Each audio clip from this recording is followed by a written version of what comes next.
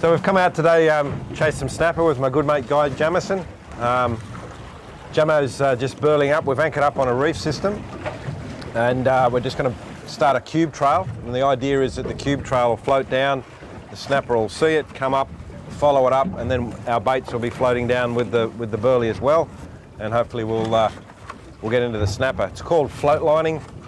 It's a pretty productive snapper technique. So the key is you find a good reef system, you anchor up away from the reef, and you want to fish the edges of the reef. Snapper don't actually live on top of the reef, they live on the edges. So you want your burley trail to sort of go right along that edge, and any snapper that are around will find it and get into a feeding mode, and then hopefully they'll eat our baits. So as you can see here, we've got a big pile of pillies. They're cut up into little cubes, and we just feed them out on a regular basis. The thing with all burley trails is you've got to, once you get it set up, you've got to keep feeding it, and that'll hopefully get the fish around. What do you reckon, Guy Bags? Yeah, we'll give it a crack and see what happens. Hopefully they come on and play the game. When would you put a bait in? Like you get a burley trail going for like 5 minutes or so? Yeah, 5-10 minutes. Yeah, then I'll float a bait down and see what happens. You normally find out on the first few drops whether there's fish around. And as the time progresses with your burley trail, you notice your fish getting closer and closer to you. And yeah, we'll give it a crack. See how we go. And when you're, what sort of gear do you like to use when you're doing this sort of stuff, like light thread line sort of tackle? Yeah, I use thread line tackle, just a same rig as, same rod and reel as you use for soft plastics. 5,000 with 10 to 30 pound rod, 20 pound braid, and anywhere from 10 to 20 pound leader, depending on how the fish are biting. You notice that if you drop your leader size down, you'll get more bites, but there is a good chance of them getting you on the bottom because they do play dirty around the reefs. You can see those cube trails just disappearing into the water. So when one disappears, once you get a trail going, you go a little bit heavier at first, and then once the first one sort of disappears, chuck another one in. Just make sure you keep the trail going even if you are catching fish, because obviously if the fish come up, they'll be eating your cubes. They'll take those cubes. You want to make sure that there's more cubes going through to get more fish up in the trail.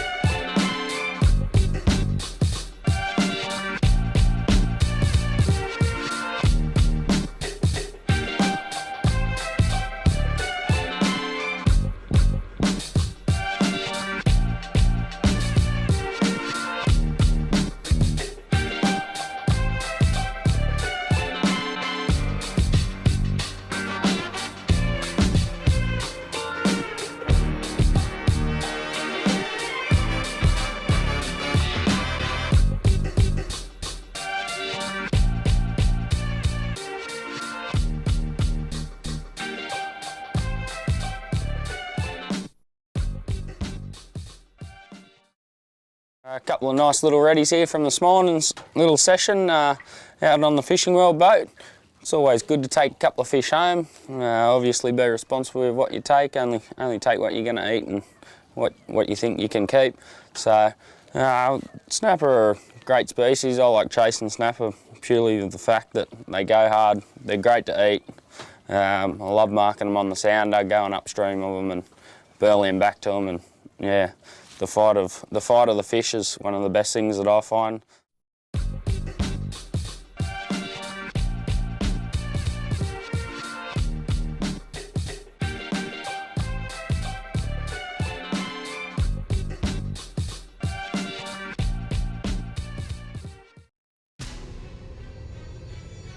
Unexpectedly compact,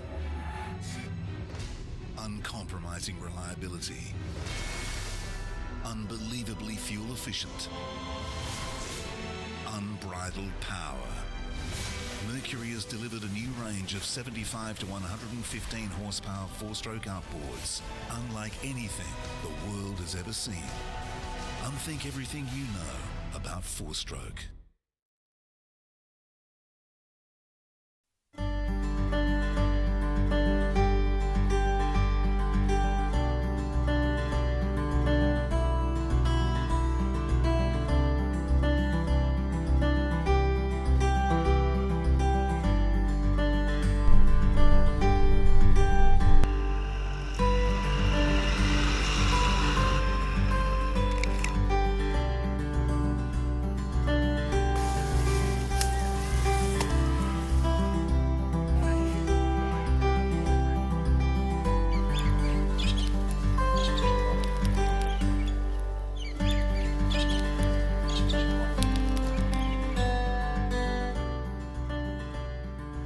This river we're fishing here in central western New South Wales is a lot drier than we thought. There's a few pools further upstream that were good, and then we came back downstream to fish another couple of holes that the guys knew about, but unfortunately they were completely dry. So we've had to make a fair old trek through the scrub to find a couple of other pools. We've got one here, it looks the goods. Hopefully there's a few cod in there.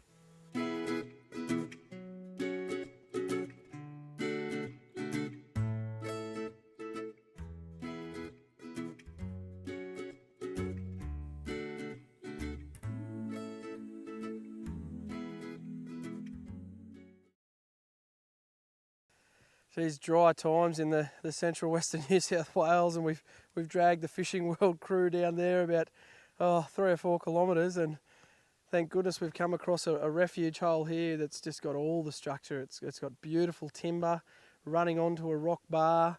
The water doesn't have that dark tannin quality to it. It doesn't look stagnant like some of the pools that we've come across, because we just haven't had that much needed soaking rain that this sort of land out here really thrives on. But with a bit of luck, there'd be a nice Murray cod sitting in here somewhere.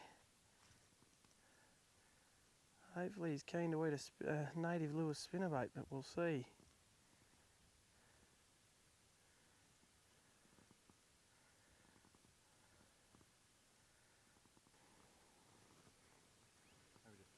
Oh yep, I'm on. Yes!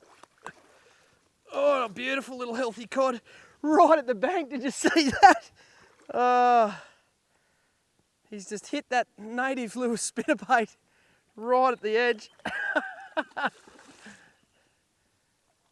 Another great little clean fish. That certainly makes a long dry walk worth it.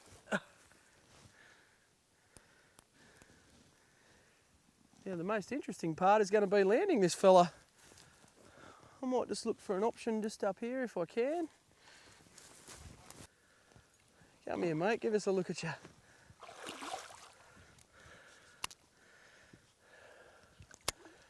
He's woofed that spinnerbait down.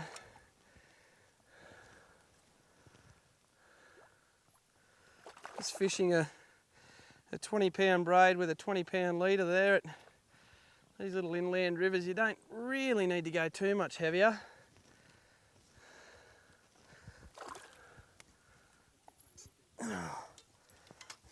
See if we can free spool that now. And he certainly wasn't going to get off in a hurry. He's woofed that. Hang on, mate. And there we have a beautiful little fighting fit inland Murray cod. No blemishes, no lernia. That big predatory mouth. I'm just fishing a stinger hook with a glow bead as a stopper there. Rigged on a 3/8 ounce native lure spinnerbait with the gold blades. And that just made a long walk all the worthwhile. Beautiful.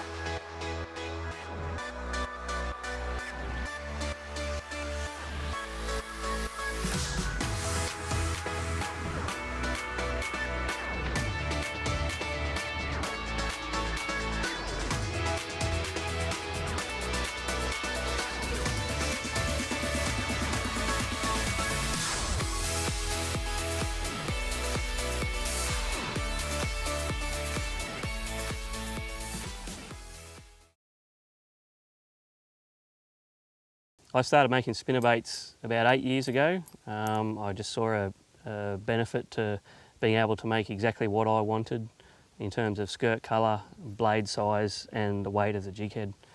So spinnerbaits are an American invention, if you could call it that. They came out of the States many years ago. They've been tried over in Australia a few times, but they really kicked off really probably in the last 10 years. And the way that they work is that they send out a really strong vibration into the water, and that seems to attract the fish. And then with the blades, they send out a strong vibration by the way they turn around.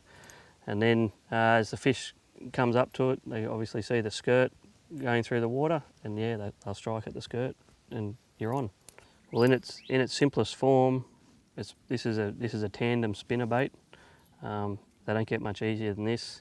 Just a single arm with 2 sets of Colorado blades and a hook and a jig head. From these ones, we move into a twin spin, which is the other more popular one as well.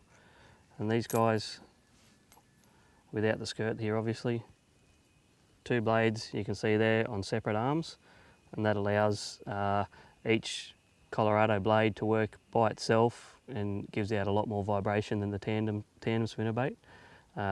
This tends to run a bit more shallower, whereas because this trailing Colorado's in the shadow of this one when it's running through the water, this one will go a bit deeper without as much vibration.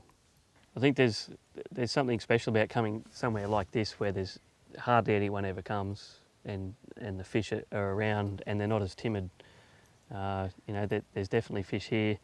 I think in the past we've sort of taken the sheer number of cod that have been available to us, we've just taken advantage of that, and as a result we've seen numbers decline in the past, but thanks to conservation efforts I think they're coming back. That some of the work that's being done to begin with the research to find out exactly what can be done, the habitat preferences of cod, we know a lot about that compared to what we used to, and as a result we can improve the habitat for native fish and therefore help bring them back. You know, Murray cod certainly in places, you know, from a historical perspective we could say, you know, looking at the Darling River for example, which had a lot of de-snagging so riverboats could freely access it. We know that Murray cod rely heavily on snags as sites, as breeding sites, as places for them to ambush, and the snags themselves form an important part of the food chain with regards to the bacteria that grow with the biofilm on the actual timber itself, through to the insects and larvae and shrimp and yabbies that eat that sort of stuff, and down the food chain to larger fish like yellow belly and Murray cod.